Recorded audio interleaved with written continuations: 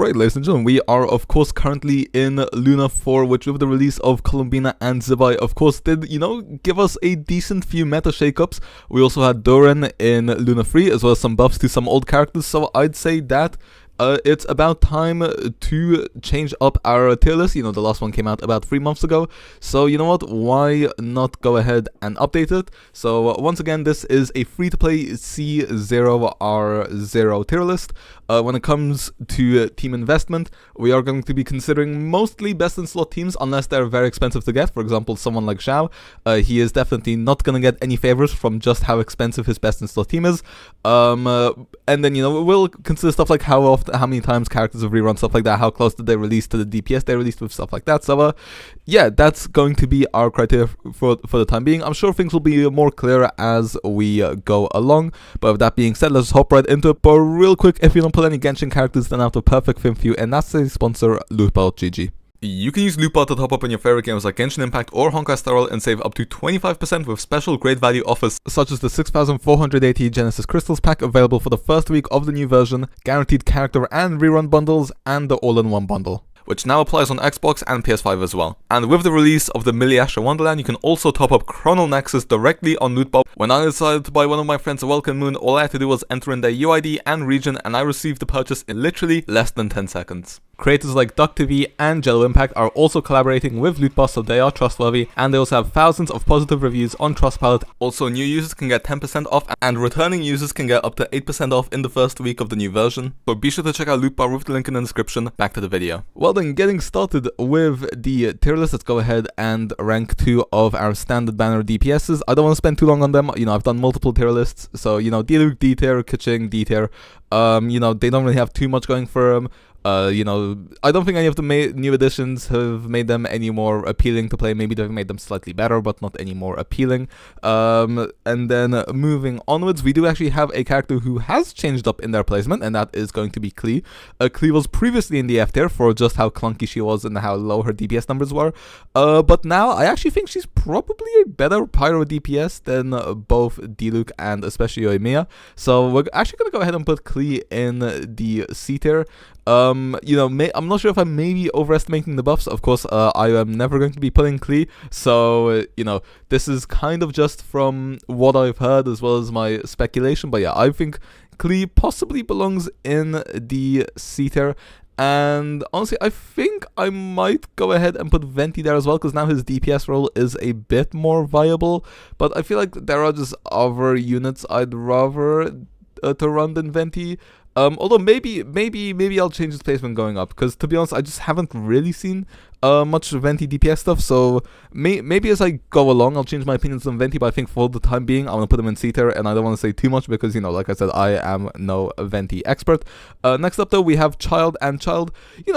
You definitely do have Doran, which I prefer Doran to Xiangling. So, but at the same time, I don't think it's enough to get him out of the C tier. So I think he'll go ahead and stick there. Oh, also, I should have probably showed off our tier list last time. This was our tier list last time. So go ahead. We have characters like Nivlad in SS because these guys were still not very accessible. Escoffier, Inefa, and Lama had still never reran. Hence this, and then Vressa also very free to play friendly. So this was I feel like the tier list is going to be much different now. Anyway, moving swiftly back onwards onto our current tier list. Ganyu, I'm actually going to go ahead and put in... actually, am I going to put Ganyu in the B tier? I can never tell if I want to put Ganyu in the B tier or the C tier. I think I'll go ahead and put her in the B tier. I mean, Escoffier has reruns and she's a bit more accessible, so we're not gonna hold accessibility behind her. Escoffier, Farina, and then just throw in like a Shenhe or a Diona. It's a solid team. It's nothing incredible. Although actually, we'll keep her in the B tier for the time being. She might have to go ahead and go down, however. Xiao, I will also go ahead and put in the B tier. The problem with Xiao is that he is not very accessible. Even actually, or is Xiao B tier, or is Xiao C tier nowadays? You really want Shenyun and then Farina as well. Of course, you could go ahead and wheelchair him, but C6 Farazan is really important for him.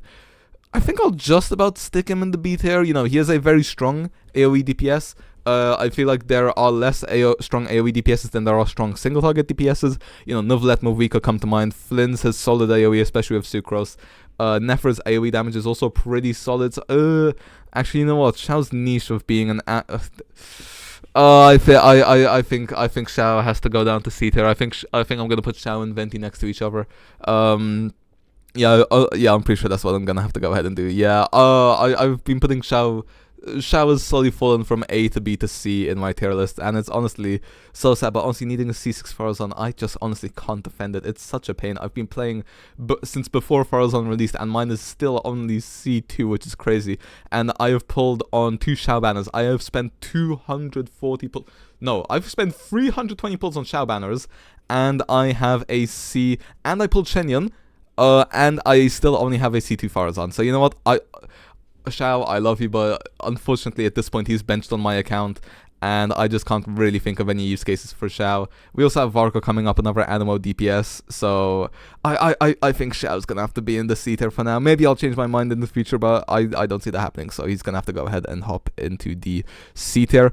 And next up we have Hu Tao, and Hu Tao actually might surprise people. One thing I will say is that this is C0R0, but that's for characters whose cons you can't obtain. I should have mentioned that.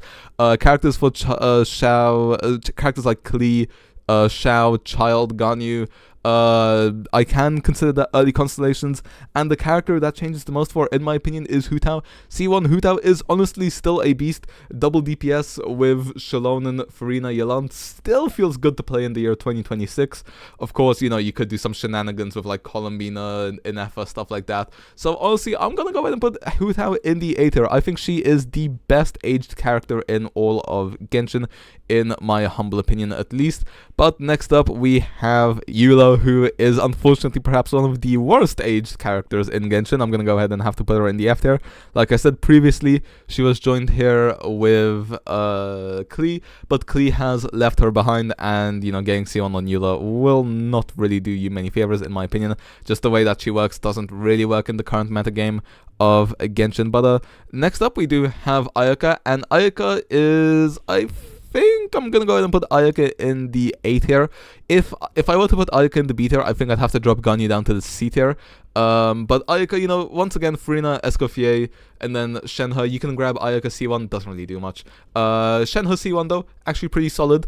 Will be some nice quality of life for the Ayaka teams. So I think I actually will go ahead and keep Ayaka in the A tier personally myself.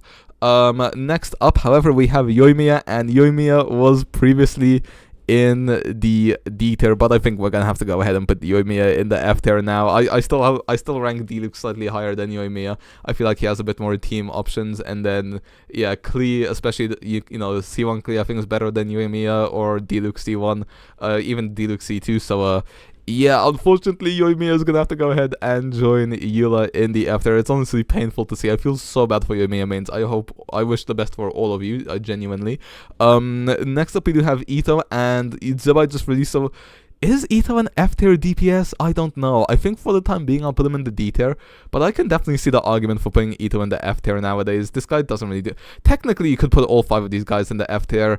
I don't think it would change much. Although I will say I do think that Eula and Yoimiya are maybe the bottom 2 DPSs in the entire game right now. So that's why the F tier exists for them. But you know, if you want to delete the F tier and just put them in the D tier, I wouldn't be all that opposed to it.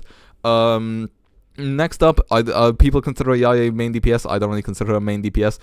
Next up, we have Aito. Aito, I'm also going to put in the C tier alongside Child. I feel like Aito just has more team shenanigans you can do with him. I feel like he's more versatile than Child because he doesn't have that absolutely diabolical thing with his E cooldown, which definitely does give more versatility. For example, in Luna Charge teams, I definitely could see a world in which that works. You know, throw in like, slap on like a Columbina as well as an Inefa, and then, you know, like a Sucrose or something, And I think you'll actually have an okay time with Ayato. You know, in the Doran teams as well, with weaker double DPS teams. There's just quite a few options with Ayato, so I am actually going to go ahead and put Ayato in the C tier. I know some people will consider him an F tier DPS. I will not have any Ayato slander here. I've been defending him since version 3, and I still will. Maybe I'm slightly biased, but Ayato to me is a C1. Not a C1, he's a C tier. You also can get a C1. Once again, not very good, but, you know, it exists nonetheless. Now, continuing down the list, we're going into the... actually, no, wait, Raiden. I forgot Raiden. Raiden, for a long time, I would consider is not a DPS character. I still don't think Raiden is a DPS character, but I definitely do think her DPS capabilities have actually possibly gone up. You know, Doran Overload teams, once again, Lunar Charge stuff as well. So, is it enough to put Raiden in the B tier, or is she staying in the C tier? I'll put her in the C tier for now, but maybe we'll move her up to the B tier. You can't get Raiden constellations, is one thing we should mention. You know, Archons are exempt from the constellation stuff, so you won't be picking up, you definitely won't be picking up a C2 Raiden anytime soon from any selectors. So, yeah, can't factor that in. Apologies for, I mean, if you have C2 Raiden, then yeah, she's definitely probably at least in B tier, but, yeah, for the time being, I think... Actually, no, I'll put Raiden in the B tier. I think she's done enough to put herself in the B tier bottom. Next up, going back to the standard banner, we have Tignari. Tignari, I'm going to go ahead and keep in the C tier. Or actually... No.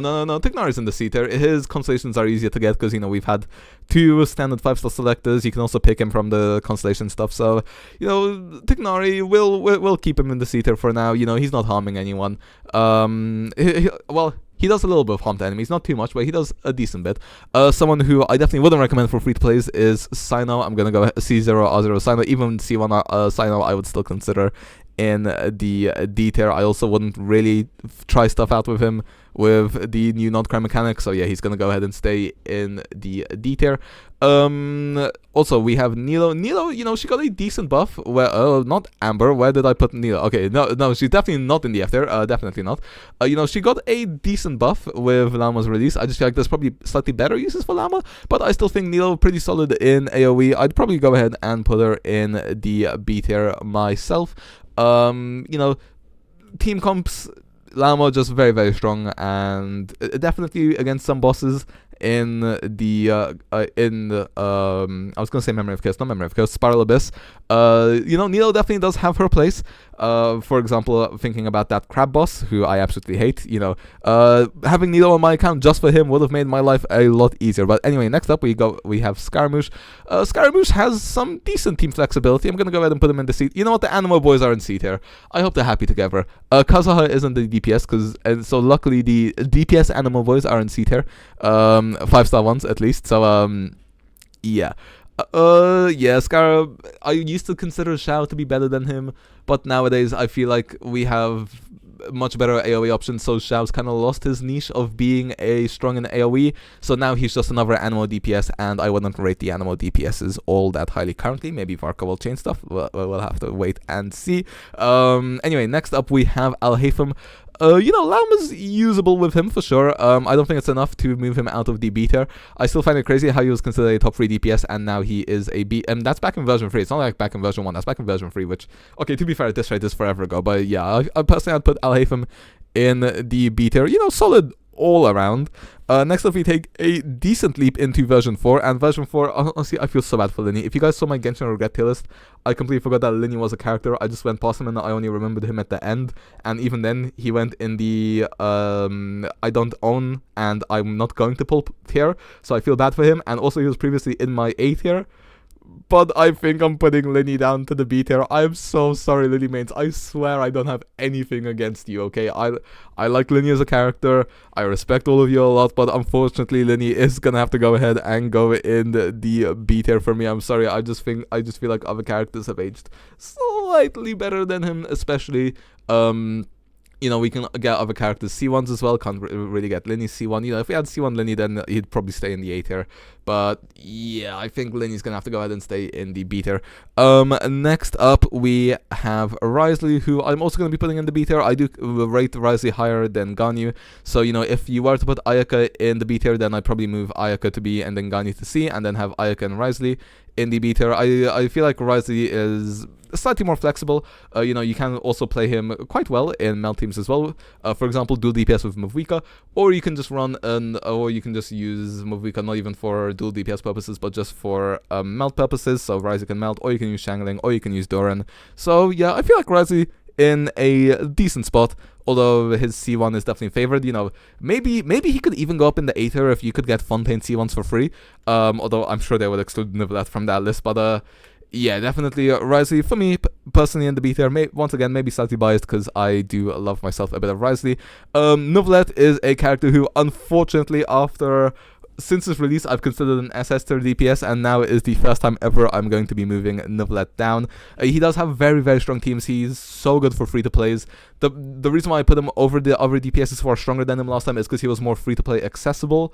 But now those are slowly becoming more and more accessible to free-to-plays. So now Nivlet is going to have to go ahead and go in the S tier. I will say, I still think he is one of the absolute best pulls for any free-to-play. I still think he is the best Hydra DPS to use.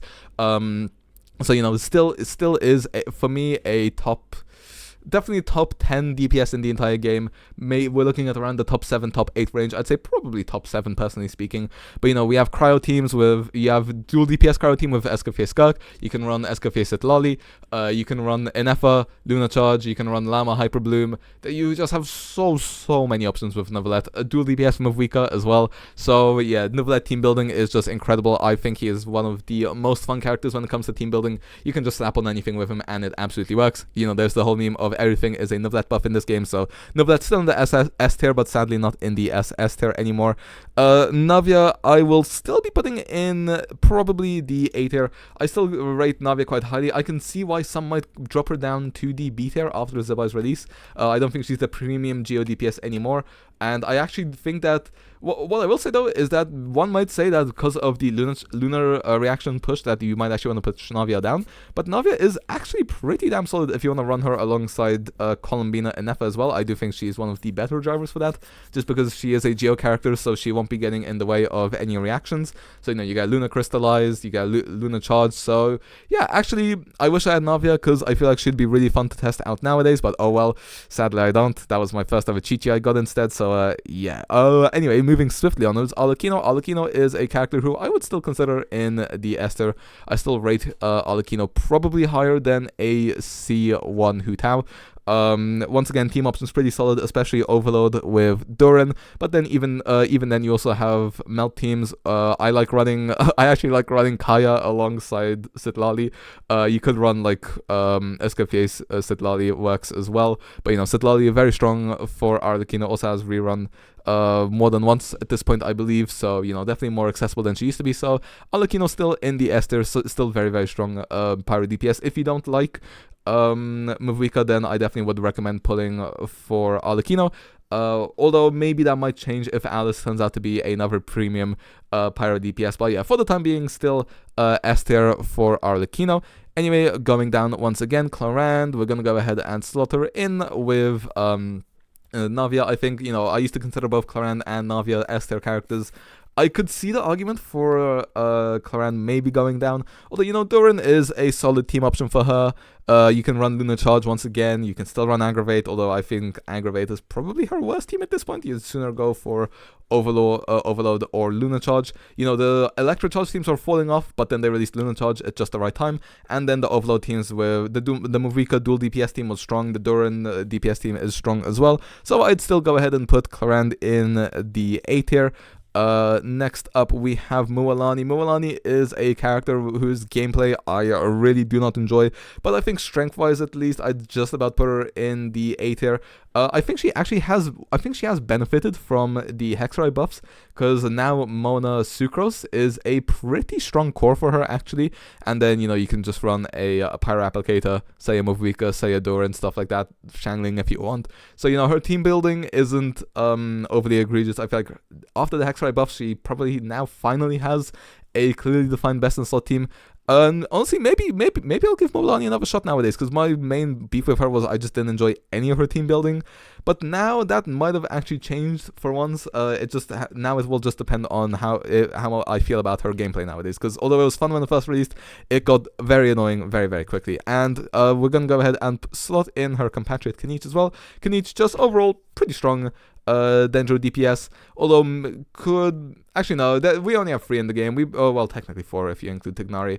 Maybe Nefer's release puts him down, but I think for the time being we're gonna put him in the B tier. Although maybe by the time the likes of Varka, Nicole, Alice release, maybe then we'll go ahead and start putting some of the Nodcry DPSs down. But speaking of Nodcry DPSs, there is someone who I actually want to put up. This is someone who I previously put in the B tier. People thought I was mad with disrespecting her for it, and I kind of argue that you could see Chaska in between A or B tier, but after I actually think that the Columbina and Nefa team is actually very fun for Chaska, so I'm actually gonna go ahead and put Chaska in the A tier alongside her other Natlan DPSs.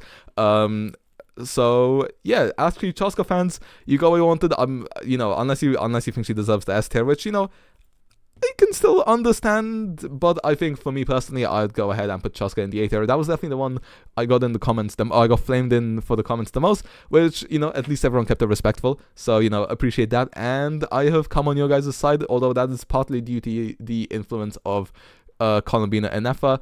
And let's see, who do we have next? Movika, S tier. Still highest single target DPS in the game to my knowledge. Like I said, Citlali is still pretty accessible. And then after that, you don't even need Shalonen. You can run Iansan Bennett, or you can run Bennett Shalonen or Iansan Shalonen. They're all pretty damn solid options. Can't really go wrong. Citlali definitely does elevate her, but even without Citlali, you can still do some decent stuff with Mavika, mainly in Overload. But I will say, if you want her at full potential, then you definitely do want Citlali. I don't think there's going to be much competition about her being in the SS there, or much complaints about her being in the SS there. Mizuki, okay, you can do more fun stuff now that Luna Charge is a thing, although I don't think that makes her any more appealing to play. So maybe if she's slightly more viable, I still don't think she's any more appealing, and you'd probably just sooner run Sucrose or Aoife as a driver. So I wouldn't recommend picking her, pulling her. I made the mistake of pulling her. I thought people were doom posting her, too bad. Oh my god, was I mistaken. So, she can stay in the D tier. Next up we have Varessa, who was in the SS tier previously. We're gonna put her in the S tier this time because, like I said, the other characters are a bit more accessible at the moment to her. What I will say is that Durin, also a pretty solid buff for her. You can run a very strong Varessa team on one side and a very strong Mavika team on the other side. Varessa, Chevrolet with I'm forgetting names here. This is really bad from me. Ian San and then Durin, and then on the second half you can run like Mavika, Bennett, Shalon, and Citlali. Very strong two Natlan DPS teams. I definitely do think these are the two best Natlan DPS characters. Although, like I said, sadly, Not Cry DPSs have been too insane to keep her in the SS there, personally, in my opinion. Next up we have Skirk, and Skirk is probably the character I am most conflicted on. If this was just ranking on strength, she would definitely be SS tier. But when I'm ranking at free-to-play friendly, I feel like she's slightly in between these guys. Although I will still go ahead and put her in the SS tier. I did previously put her in the S tier because Escoffier hadn't rerun yet. But nowadays, Mona, pretty strong fourth slot option. I will say the best team is definitely Shenhe, Farina, Escoffier. You need Escoffier, you need Farina. Although actually I think some people are using Columbina as a replacement for Farina, which is definitely interesting. But anyway, so yeah, and then fourth slot Yelan, who is more generalistic. Shenhe, who, like I said, if you have her, you can get her C1 as well, which makes her even better. And then you could also just run like a Mona or Citlali, stuff like that. So you know what, I feel like nowadays we have a few more team options for Skirk. Her fourth slot options are decently diverse, and then Escoffier is a bit more accessible than previously. So she's gonna go ahead and take her, and Varessa are gonna go ahead and swap places. And then next up we have our two Not Cry DPSs, Flynn's as well as Nefer, are both going to go ahead into the SS tier. We have had an Nefer rerun, and then we also had... I don't remember. Has Lama rerun? I actually don't remember anymore at this point.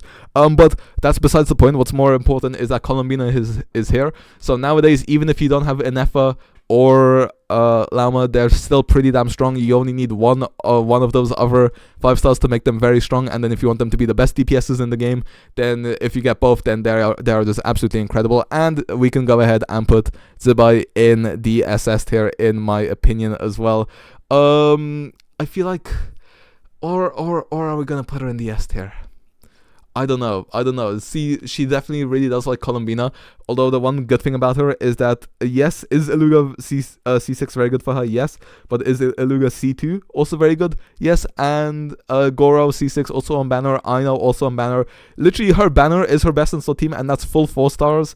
And even then, that's going to be a very strong thing. You know what? I'm going to go ahead and put Zibai in the SS tier for now. Maybe this is a bit too early to say. Maybe if we update the tier list around like Varka Nicole release time-ish, I don't know when Nicole's releasing. I'm assuming Nicole's releasing after Varka, although could be completely wrong. But maybe if we do another one, maybe if we do another DPS ranking after Varka, or maybe like 3 months later, maybe after a bit more testing, Zibai will go down. But I definitely feel like her damage numbers are SS tier worthy, and then her and Columbina, to be fair, are spaced not very far apart. So if you want to put her in the S tier for the time being, I would understand. But I do think that, you know, Aino's, we get one version of Aino for free. She's been on 2 banners now, including Zibai.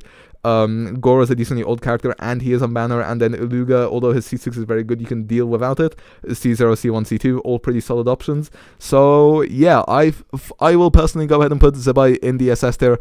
If you think there should be 4 characters, I will move one of these 2 down. Maybe Zibai. I was originally thinking Skirk, but now that I think about how close she released to Columbina, if you're factoring Columbina, she's definitely SS tier. But if you don't want to factor in Columbina, then I can understand putting her down to S tier. But I think I'm going to go ahead and give her the benefit of that and put her in the SS tier. But yeah, that's going to be my tier list. Let me know what you guys think down below. Do you think this one's better? Do you think the previous one was better? With that being said, like I said, keep all discussions civil, hopefully. And you know, I am definitely looking forward to hearing other people's opinions. What do you disagree most on? What do you agree with most? What do you feel most passionately about? Let me know your own top characters. You know, you can let me know your entire tier list, or just whatever you disagree with, or just whatever your top is. With that being said, hope you guys enjoyed, and see ya.